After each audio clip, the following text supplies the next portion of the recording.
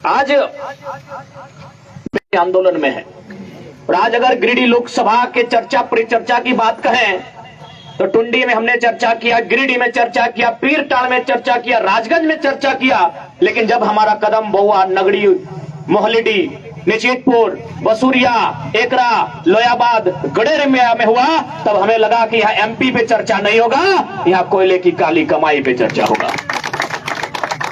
आज मैं आपकी जानकारी के लिए बताना चाहूंगा कि भारत देश में जो कोयला का खनन किया जाता है इसमें कोल इंडिया 82% खनन का काम करती है, बाकी 18% में उसका योगदान नहीं है। कोल इंडिया कहने का मतलब उसकी जो ECL, NCL, WCL कुल मिलाकर कोल इंडिया की 8 यूनिट है जो 7 खनन का काम करती है, एक डिजाइनिंग और प्लानिंग का काम करती है। ये 82% कोयला खनन करती है, 18% नहीं करती है। तो 18% कौन करते हैं? कोऑपरेटिव सोसाइटी करते हैं, जिनकी जमीन वे लोग करते हैं। तो भाई ये व्यवस्था झारखंड में क्या हो सकती है कि यदि मोहल्लिडी के मुसलमानों की जमीन है या फिर कुर्मियों की जमीन है, घटवार की जमीन है, रजवार रजक की जमीन है या फिर तिवारी पाठक किसी की जमीन है, क्या वे लोग कोयला खोल सकते हैं अपनी जमीनों पर? क्या ऐसी व्यवस्था हो सकती है? हाँ, हो सकती है। अगर उसके लिए एक सदन में सार्थक चर्चा होगी, अंचल के लोग अपने घरों से निकलकर CMD के घेर कर, तमाम राजनेताओं को घेर कर खड़े हो जाएंगे, तब चर्चा हो सकती है। हाँ, क्यों नहीं होगी बताइए? ये जमीनें हमारी, जिन जमीनों पर हमारे पूर्वज खेती बाड़ी करते थे, आज चच्चा जान जो आगे बैठे हैं, कभी हर की उम्र की जो माताएं बहनें, जो महिलाएं हैं, जो हमारी दादीगण है, नानीगण है, इन जमीनों पर फसल उगाते थे, धान लगाते थे, गेहूं लगाते थे। आज क्या दशा है? आज क्या दशा है? आज हम लड़ते रह गए कि वो तो महतो घर का बेटा है, वो मियाँ घर का है, वो माझी घर के लगे, रजवार घटवार घर के लगे, और यहाँ रविंद्र पांडे जी औरंगाबाद से आए और 7 तो हैवा के मालिक हो गए। हम लड़ते रह गए। आज आप बताइए जिन मुद्दों पर हम लोग का मुद्दा है, आज हम विस्थापन की बात करते हैं, आज हम कोयले पर बात करते हैं, कोयले के कानूनों पर बात करते हैं, सदन में चर्चा करने की बात करते हैं, क्या वो एक जात की बात है? जी नहीं, वो झारखंड के जमात की बात है। इसलिए आज जो भी अभिभावक हमारे, आपकी दुआएं हमें चाहिए, आपका वोट हमें चाहिए, क्योंकि आज आप लोग कहेंगे कि नहीं, आप भी अन्य नेताओं की तरह बाबू अगर भाषण देते हैं, तो मैं आपको बताना चाहूंगा, मेरे जितने भी अभिभावक हैं, मेरी माताएं बहनें यहाँ बैठी हैं जो हमारी बातों को सुन रही हैं, जितने भी हमारे नौजवान साथी हैं, आज हम लोग एक मुखिया नहीं है, एक सरपंच नहीं है, एक जिला परिषद नहीं है, और पिछले 6 महीनों में हम लोगों ने 12 करोड़ का मुआवजा दिलाने का काम किया है।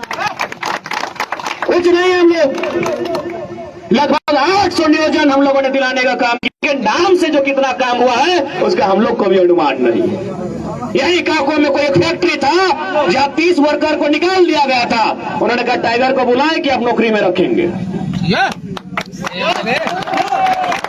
आज हम लोग हिम्मत बन के आए हैं, आपको हम हिम्मत देने की आवश्यकता है, और खासकर कोयलांचल में जितने भी लोग बस बसाव करते हैं, मैं अक्सर कहता हूं आज हमें इस लड़ाई को आर पार लड़नी होगी।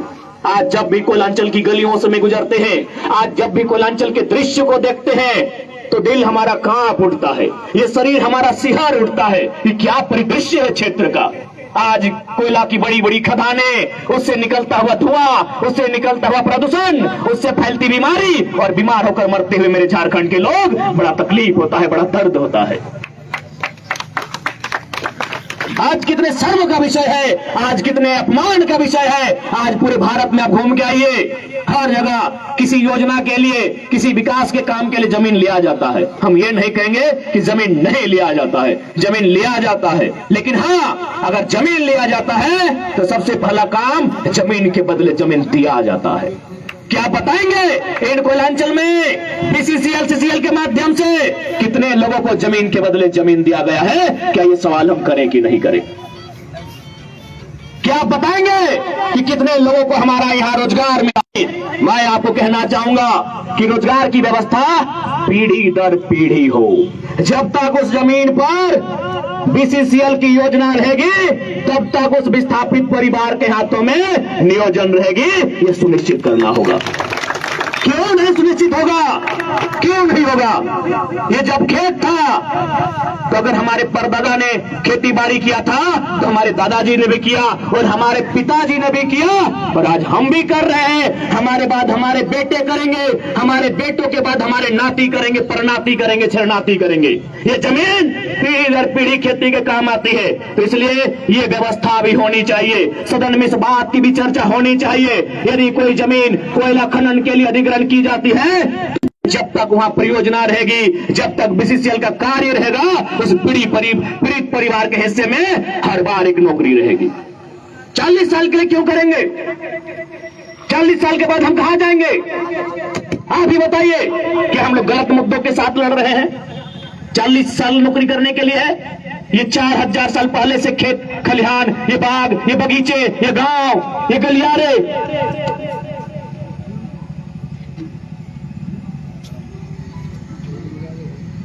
अनुमानित 4000 साल। अगर खेती बाड़ी का इतिहास करें, अगर हड़प्पा काल सही माने तो अनुमानित इन खेतों पर हमारा 4000 साल से अधिकार है। पर हम 40 साल की नौकरी में सिमटा देंगे? क्या ये कौन सा न्याय है? ये कौन सा लोकतांत्रिक व्यवस्था है?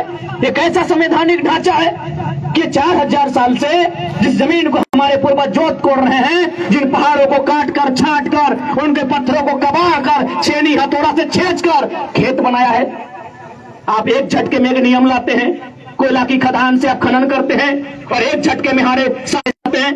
क्या यही लोकतांत्रिक व्यवस्था है? नहीं है। इस लोकतांत्रिक व्यवस्था को चुनौती देना होगा और चुनौती देने वाला का नाम मुखिया सरपंच नहीं, सांसद होता है। सांसद।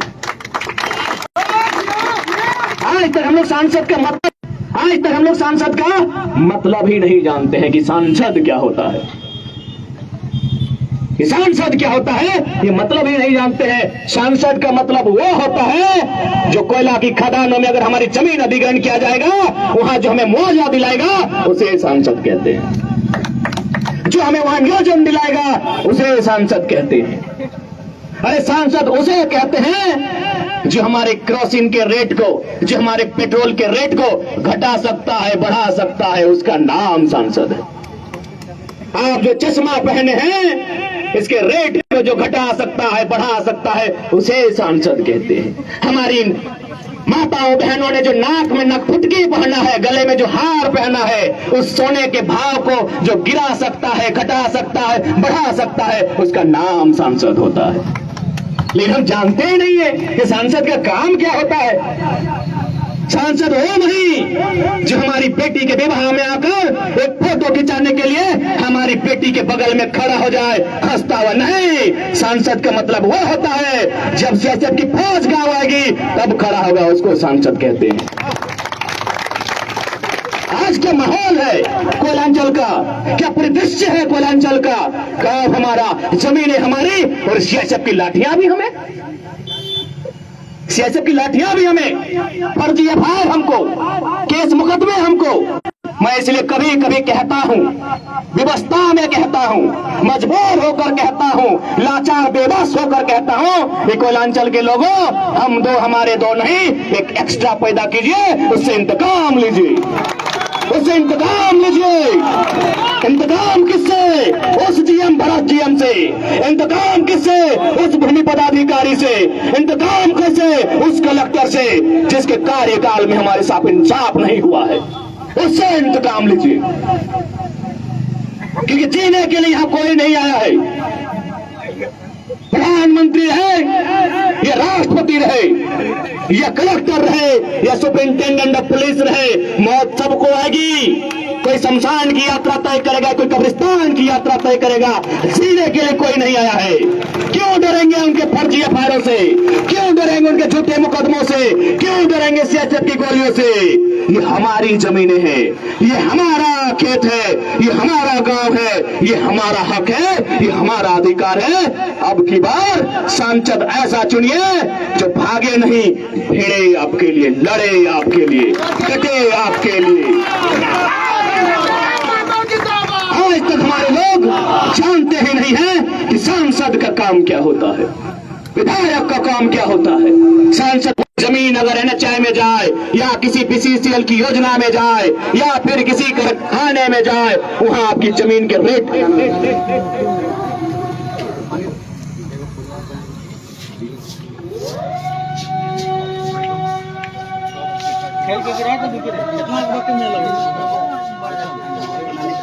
पागल लग रहा है, हमारे लाल से पागल लग ठीक है, पागल लग रहा है, गाड़ी जाके ला ठीक है, जो मतलब 3 और बाइक देने के बैठे क्या बोला कोई दिक्कत नहीं, शेर है शेर, अभी दिक्कत है शेर और दिक्कत